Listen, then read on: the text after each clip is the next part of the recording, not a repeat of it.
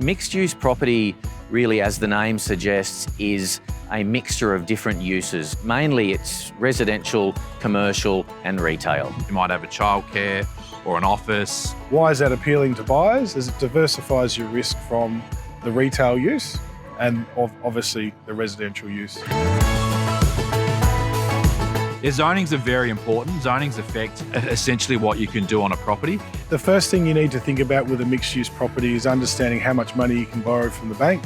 It's not like buying a residential apartment where your loan-to-value ratio is going to be circa 80 to 90% as investment, which means you require more equity to buy that property. With mixed-use properties, I guess one of the benefits is that you could buy the property and live in it and work from it, so then it becomes a business deduction, or you can buy it as an investment and you might live upstairs and you rent downstairs. Residential generally has a much lower vacancy rate, so your building would be empty for a shorter period if you did have a vacancy, where commercial buildings can be empty for a long time.